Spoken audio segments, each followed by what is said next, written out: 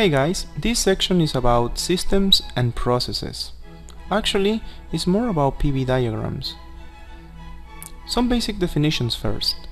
A thermodynamic system is a defined macroscopic region of space that is studied using the principles concerning heat and its relation to other forms of energy and work.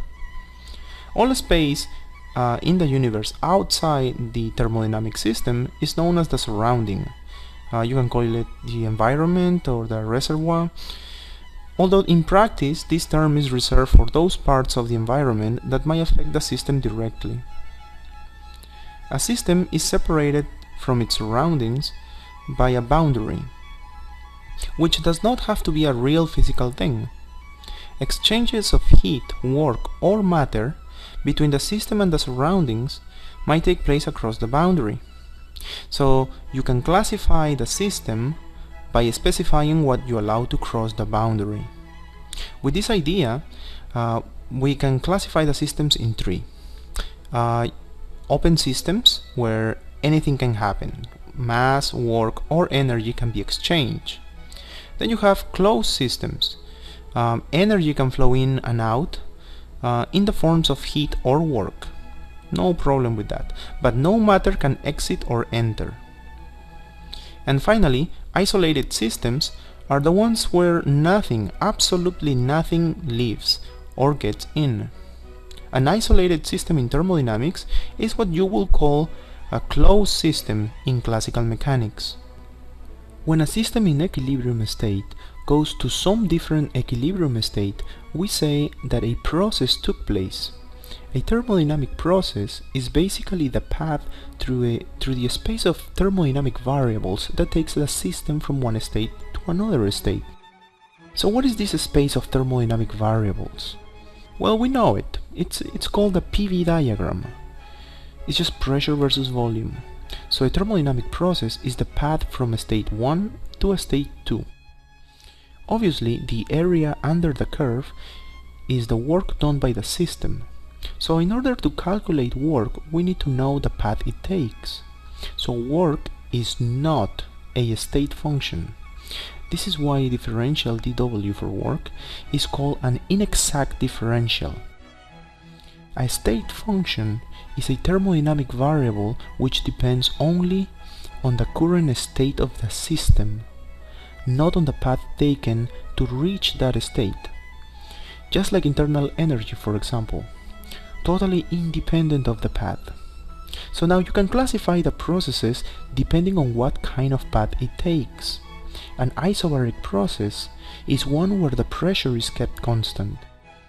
So if it is constant, then you can just take it out of the integral, and then the work is just the pressure times the change in volume. An isochoric process is one where the volume is kept constant. So if there is no change in volume, then there is no work. Now for those who have a white belt in physics, the beginners, I will explain the reason why there is no work here. Work, as everybody knows, is force times distance. I need to push an object to have work, like this. But if I apply a force and I don't move the object, then there is no work, no matter how big the force is. In a similar way, the gas applies a force on the walls of the container, but the gas does not move the walls. Therefore, there is no work here. Now let's look at the case where pressure changes as volume changes. Let's look at the isothermal process. This is one where temperature is kept constant. But to know what path it takes, here in my diagram, we need to know how pressure changes as volume changes, right? In other words, we need to know the equation of a state, something that relates temperature, pressure, and volume. So let's look at the case of the ideal gas. An ideal gas is a theoretical gas composed of a set of randomly moving, non-interacting point particles. The ideal gas concept is so useful not only because the simplicity of its equation of a state, but because it has applications everywhere in science. At normal conditions, such as standard temperature and pressure, most real gases behave like an ideal gas. Okay, so this is the equation of a state. Now what? So constant temperature, constant number of particles, and this here is the Boltzmann constant. All this is just a constant over the volume. So the graph looks like this. If you want to know the work done by the gas, just integrate this. Now, I want to point out one more thing here. It turns out that constant temperature implies no change of internal energy. You will see that in the next video. Now, let's look at the adiabatic process. This is one where there is no exchange of heat between the environment and the system. Adiabatic processes can occur if the container of the system has thermally insulated walls. You will also see in the next video that the equation to follow is this one. Please don't confuse the adiabatic process with isothermal process.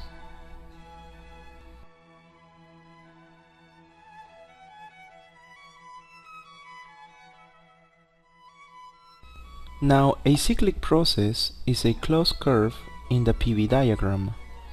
It means that the system goes back to its initial state. Remember that I said before that the energy is an exact differential?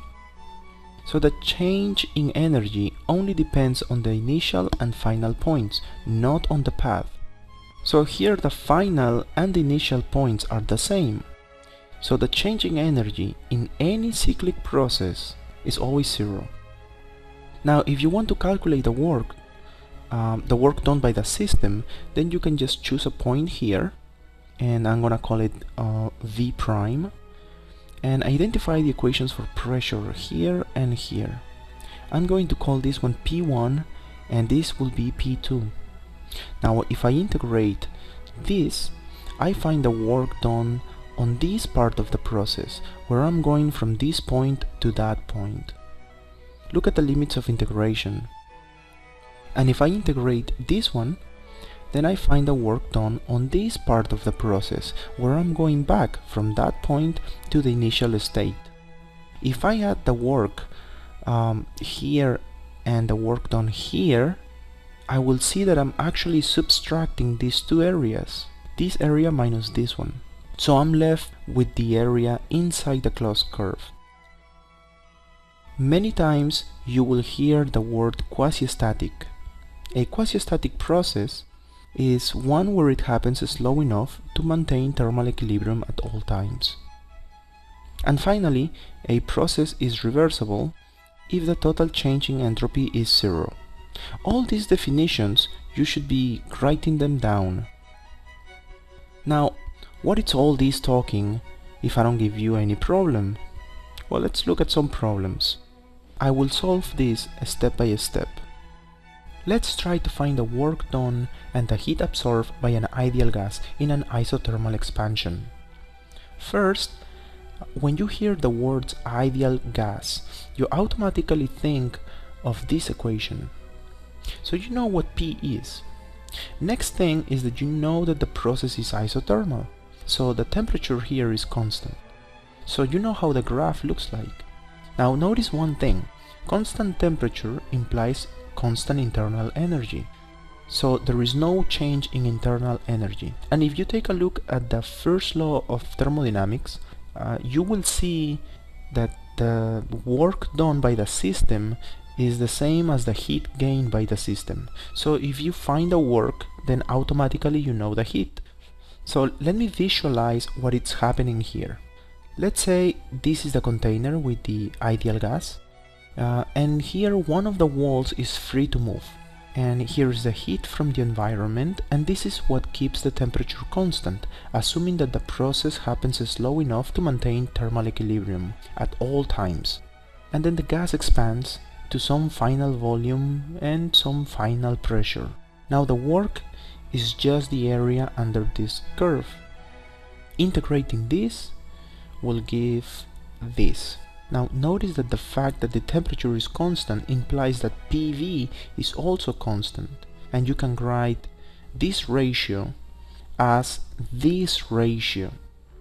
So you can write the work done by the gas in terms of volume or in terms of pressure. Now I want to show you one thing, so let me keep this answer right here. This is for those of you who are looking at the videos of statistical mechanics. Notice that you can calculate the work done on the gas as the difference in Helmholtz free energy. In the video of the ideal gas and the partition function, we calculated the Helmholtz free energy. So let me write it here. Replacing this in here, and ln of this minus ln of that, and that's it. Now notice that this is the work done on the gas, and this is the work done by the gas. This is the negative of this. It totally makes sense. Next problem.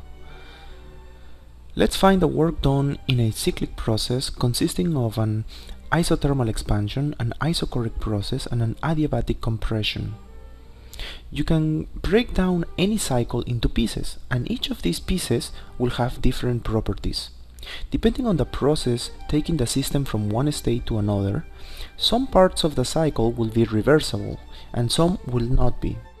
Like in this part, for example, adiabatic processes are reversible because there is no exchange of heat with the environment, provided that the external pressure is very close to the pressure of the gas. In other words, if the process is quasi-static. Now, because we're talking about a cyclic process, there is no change in internal energy here because the starting point is the same as the final point. And again, by invoking the first law of thermodynamics, we see that the heat is the same as the amount of work done by the system. Okay, so let's see what's happening here. We start with the gas with some initial conditions that I will call P1, T1, V1, pressure, temperature, and volume. They are related by the equation of a state. Then we expand this gas, keeping the temperature constant because it's an isothermal process. This can happen if we allow the gas to expand quasi-statically, meaning slow enough to be in thermal equilibrium at all times. Now in this state, call this pressure P2. It has a bigger volume, and now I'm gonna call this V2. It has the same temperature because we kept that constant. Then we keep the volume constant and we decrease the pressure. How can we do that physically? You can lower the temperature. Remember that temperature is a measure of kinetic energy of the particles in the gas. So decreasing the temperature means that you slow down the particles. When you do that, then particles apply less force to the walls of the container when they hit the walls. Less force, then less pressure. So notice that T1 is greater than T2. Now we can close the system with thermal insulated walls, so no heat exchange between the environment and the system, and now we compress it until it reaches the initial state. Notice that as you compress this, then the temperature has to increase.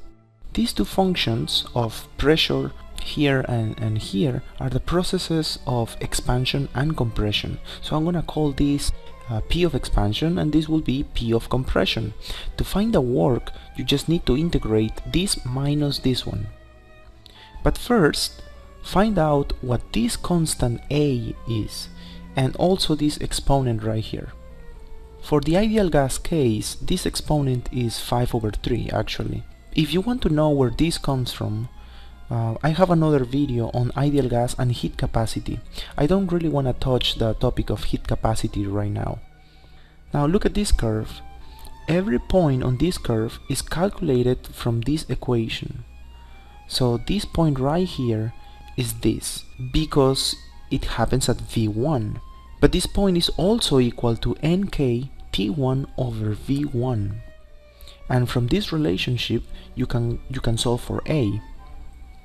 And as I said before, this exponent here is 5/3, and so your constant will be NK T1 V1 to the 2/3. And now you have all your constants. You can also choose another point, the one on V2 for example, but then your constant will be in terms of T2. And remember that I'm also integrating this function, and this one is in terms of T1, so that's why I chose this point, because I want everything to have the same temperature. But if you wrote already everything in terms of T2, then there's no problem, it's fine. If you did it, notice that you can compare that relation with the relation I use, and you will also get a relationship for temperatures and volumes. This is actually a very well-known result for adiabatic processes. So you have all your constants. Okay, back to the problem. Now you can replace everything in the integral. And we get this, and put the limits of integration, and we get the work done by the gas. Everything here is in terms of volume. But you can also write it in terms of pressure. Take a look at these 2 points. They give you this kind of relationship. And you can write work in terms of P1 and P2. You can also write this in terms of temperature. Take a look at the adiabatic compression here. This gives this relationship, and you can use it to rewrite V1 over V2. I hope this was useful, and practice as many problems as you can. It's the best way to learn. And good luck!